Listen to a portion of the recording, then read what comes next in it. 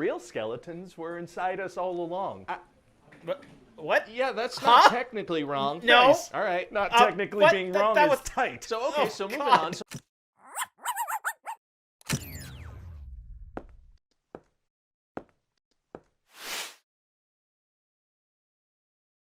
Hey guys, my name's Dan, and today's reaction is the latest pitch meeting. This is the Miss Marvel pitch meeting. Now, I'm very surprised to see him actually do this, considering he didn't do this last week. He did Harry Potter instead, but I am excited to see it nonetheless. I am very curious to see how he decides to pitch this, especially as it gets towards the end of the show.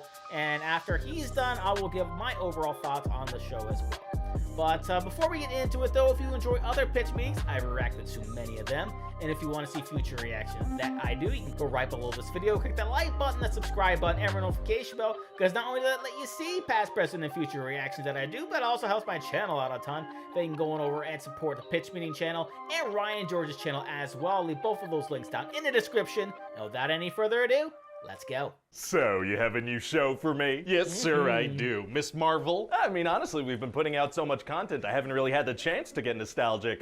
This is a show called Miss Marvel about this 16-year-old Kamala Khan. Oh, and what's her deal? Well, she freaking loves the Avengers, sir, especially Captain Marvel. She has all her merch. Oh, we're even making fictional money off of merch. I like that. Yeah, and so Kamala has this friend Bruno, and it seems like he's got a little crush on her. Aw, does. teenage love. And she's gonna meet this new kid, Cameron, and it seems like he has a little crush on her. Oh, him too. Okay. And later in the show, she's gonna meet this guy, Kareem, and it seems like he's got a little crush. crush on her. Him as well, also. All right, him too. And she also Everybody. has this brother, Amir. Oh, no. And he's gonna get married soon. Oh, thank God. So yeah. anyway, Kamala really wants to go to this Avengers convention, but her parents are super strict. They don't want her to go. Okay. But she sneaks over to it anyway, dressed like Captain Marvel, and that's where she discovers she has powers. How did she get powers? By putting on this bangle from her grandmother And? getting powers from it. Oh, that was pretty simple. Okay, neat. Yeah, so she ends up saving this We girl go into a little more detail later on. from something that she herself caused, and now she's a secret superhero. Oh, wow. So anyway, later she's gonna find out that that guy Cameron and his mom Najma are part of this group called the Clandestines. And what's her deal? Well, they're from another dimension, and they've been stuck here for like 80 years, and they need Kamala's help to get back. Right. But then Bruno's like, well, that might be dangerous. So Kamala's like, okay, well, I'm gonna take a minute to think about this. Yeah, I mean, that's totally fair. Sure. But then Najma hears about that, and she goes nuts, and they all attack Amir's wedding. They've been waiting for 80 years and they can't wait a couple more days for Kamala to think about it. That's Apparently what not. we're going with. And these people have some little powers of their own, so they're pretty dangerous, and they'll straight up kill people. They don't care. Oh, no. But then these federal agents from the Department of Damage Control show up and arrest all the bad guys. Geez, well, I guess they must interrogate all the guests from the wedding, too, huh? They do not. So then Kamala's grandmother calls and she's like, hey, listen, you guys gotta come to Karachi right now. So they get on a plane and head over there. So not only do they not interrogate anyone, they let them leave the country as well? Oh yeah, they're comically incompetent, sir. Yeah, it sure sounds that way. But they do take the clandestines into custody. Wow, is it going to be tough for them to break out? Actually, it's going to be super easy. Barely an inconvenience. Oh, really? Yeah, because see, they just kind of do it. They just kind of break out immediately. Well, these damage control people are terrible at controlling Sure damage. are. They sure are, sir. So then in Karachi, Kamala meets these people called the Red Daggers. And what do they do? Well, they have a very nifty PowerPoint presentation to explain alternate dimensions and stuff. They just had that ready to go? Yeah, I mean, people always have expository presentations ready to go. As you in the do, MCU. yeah. That's a good point. Weird that we don't ever see anyone preparing those. Kinda. So then they show her that if the clandestines manage to open up this veil to the Nord dimension where they're from, that'll basically destroy the world. Whoa. The world is at stake? It rarely isn't, sir. Jeez, whoa. I wonder if the world's gonna end. Maybe this time it will, you know? Maybe this is the time. Man, that's high stakes. I hope the world doesn't end. I hope it keeps going. Well, stay tuned to the rest of the pitch to find out, sir. Yeah. I will. So anyway, later Najma stabs the bangle, which sends Kamala back to 1942 during the partition. She can time travel? Yeah, I guess so. So then she saves her own grandmother's life and then comes back. Good.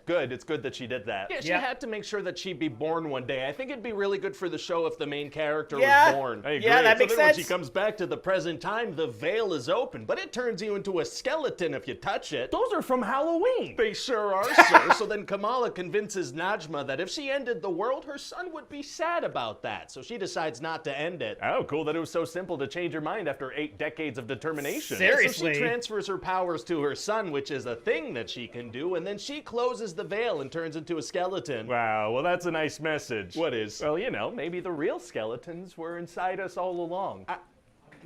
What? Yeah, that's not technically wrong. No. Nice. All right. Not technically what? being That- wrong that is was- tight. So, okay, Oh, so moving God. on. So then they gotta go back to America because Cameron cannot handle these new powers. Uh-oh. So Kamala's parents give her a cool new costume so she can go save the day and help out. I thought they were super strict and protective. Yeah, but now that she Not anymore. defied them a bunch and did a whole lot of dangerous stuff, they're like, yeah, we can trust you now. What? So all the kids go to their It high had a lot to do with the grandmother. school, but then damage control shows up. How'd they find them? Well, one of the kids asked that question, but another one's like, it doesn't matter. But how did they, though? Hey, shut up. So now they're outside and they've got the school surrounded. Man, well, it's gonna be tough for a group of kids to get out of that situation. Actually, Actually, it's gonna be super easy. barely an an inconvenience. Oh, really? Yeah, see, they rig up the school Home Alone style, and they take these guys out with science and with softball launchers. That sounds like it'd take super long to set up. Why didn't the agents just go in? Because? So then these agents try to shoot Cameron dead, but Kamala jumps in and saves him. They tried to shoot a kid? They did, Yup. yeah. They said they would use non-lethal force and then immediately used lethal force. Yikes. So then Kamala punches a hole in the ground and he escapes to Pakistan. How deep was that hole? I know, right? No, like, what are you talking about? And then Bruno's gonna tell Kamala that he discovered she has a mutation. That's the word from the other thing. It sure It is, is. sir. And then Kamala swaps places with Captain Marvel. Very exciting Whoops. and confusing. And so that's Yes, about very it. What much do you so. think? Well, it sounds like a lot of fun. Maybe we put this out at the same time as that Obi-Wan Kenobi show we're doing.